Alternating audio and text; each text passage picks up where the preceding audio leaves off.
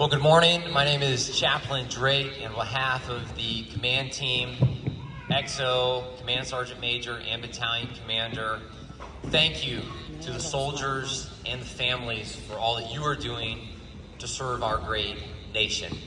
Our Battalion Commander and Command Sergeant Major look forward to seeing all of you soldiers at Fort Bliss very soon in person. For the soldiers, we know why you put on the uniform. You stepped up to volunteer because you believed this nation was worth serving. In spite of all of our faults as a country, you believed, most likely, that life, liberty, and justice were worth defending. But freedom isn't free. There's always a cost. And you're paying it. And your country is indebted to you. And your families are going to miss you terribly. We are grateful for your sacrifice. For the families, you might have the more challenging burden to bear. Because while these soldiers are on mission, you are going to have to hold down the fort here at home. You are the most important support structure for these soldiers. They will not thrive as best they could without you. They need you to fight and win our nation's battles. We know that Father Time is going to continue to march on. We know that many special occasions are going to come and go in this next 11 months, and you'll never get those back. We know that something's going to break, probably later today. Something is going to break when you get home, and you're not going to have the help that you need. There's going to be a child who misses their mom or dad. You carry a heavy, heavy burden, but you are not alone. You are not alone. Our nation thanks you for the sacrifice that you were making as well. This morning, I want to encourage both the soldiers and the families with 3 things that I hope will help you endure this deployment and thrive. I want to give you a little backstory to where I got to where I am today, training for an endurance event that is teaching me these lessons called an Ironman. Now, in January of this year, I had the privilege at age 42 as a chaplain from Army Reserves to go into Special Forces assessment and selection, and they're being tested with some of our toughest soldiers. I was very fortunate to get selected, but it wasn't because I always succeeded. In fact, I had one major failure, and that was on the endurance ruck, called the long ruck on the last day. Up to that point, I had done well on every event, top 10. I was planning on winning this event. But you know what? I don't have an endurance background. And so when they said, hey, you can eat 2 of your MREs and graze on them. You won't have to report back, but you're still going to have a 90-pound load when you come back here. I thought, I'm getting rid of that weight immediately. Bad mistake. Realized that 6 hours into the ruck. I didn't have an endurance background. I didn't know what was coming. And so I thought I didn't need that, but I was wrong. I laid there on the ground in the cold North Carolina woods on a January morning, probably around 2, 3 a.m., and thought the only reason I just won't die here is because it's too cold and I need to get up to stay warm and keep pressing on. And I made it 1 foot in front of the other, and luckily had a lot of good soldiers to help me along the way. When I got back, I realized I got a major weakness if I'm going to be of any use to the military and special forces, and that's endurance. And so I started asking around, what's the best thing that I can do to improve my endurance? And they all said, you got to do an Ironman. It's the pinnacle of endurance sports. I said, what's that? They said, well, it's a 2.4-mile swim. It's a 112-mile bike, followed by a 26.2-mile marathon run all in one day. That's 140.6 miles in one race. I said, that's crazy. Then they told me you have to pay for it. I said, that's ridiculous. No one would do that. You know, being a chaplain, I wanted to know if the Bible had anything to say about this 140.6 miles. So I the Psalm 140, verse 6. And hear these words. I cried to the Lord, and I begged for mercy. End of verse. There you go. So even the Bible has something to say about this crazy Ironman subject. You know, next week, I'll go to California, and I'll compete in the Ironman.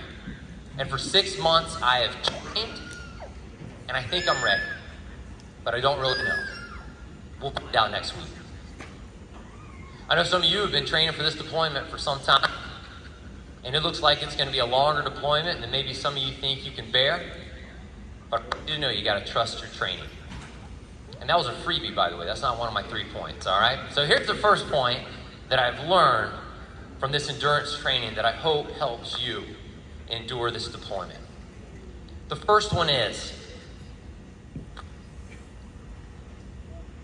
that you've got to control the controllables. What do I mean by that? We have to focus 100% of our energy and effort on controlling what we can, and 0% of our energy focusing on what we can't control.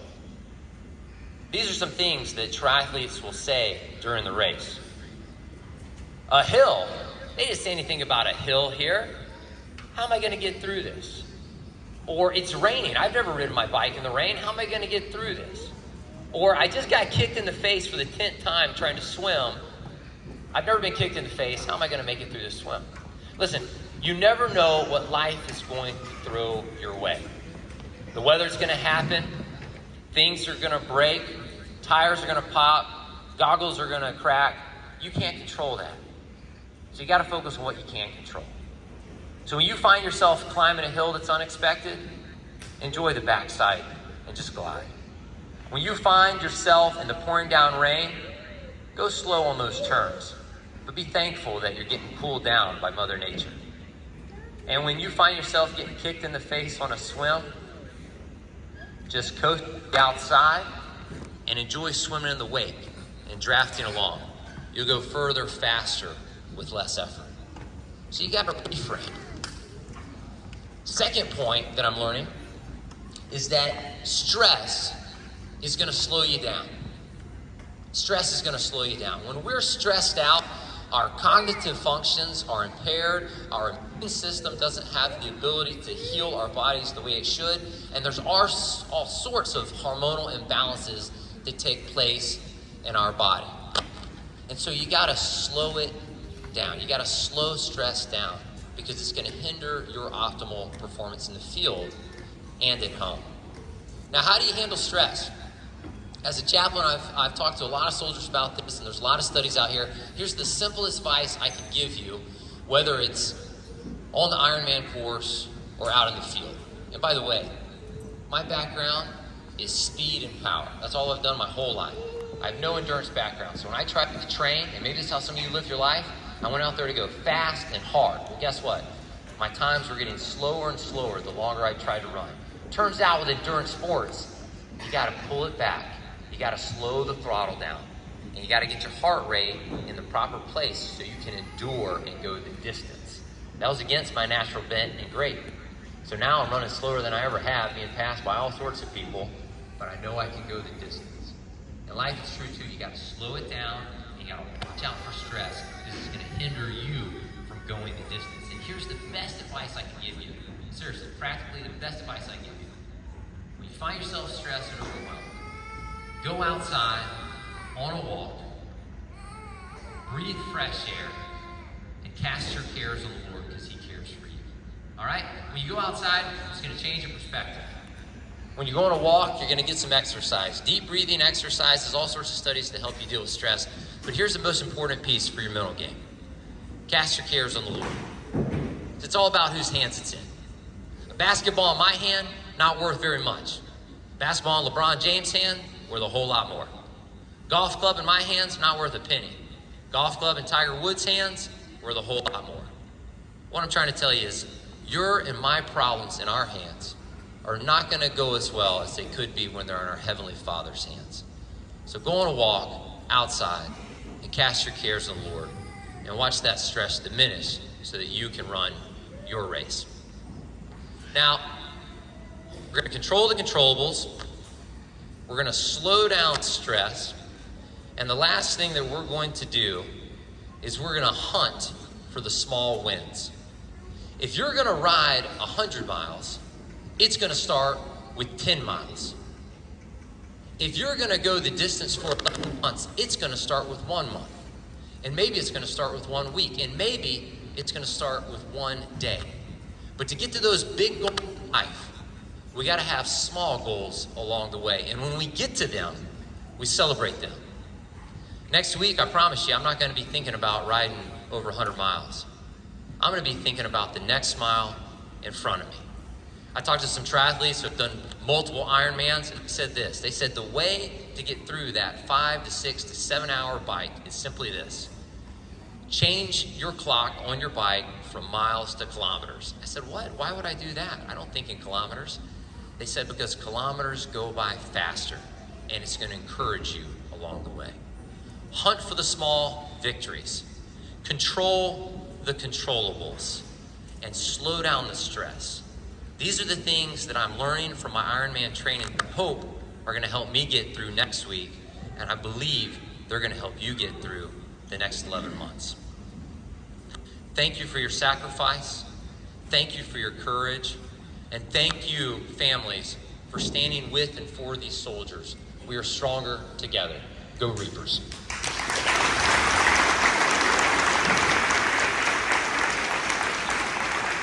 Chaplain Drake, thank you so much for your encouraging words for the soldiers and for the families. And on behalf of all of us, we wanted to say thank you.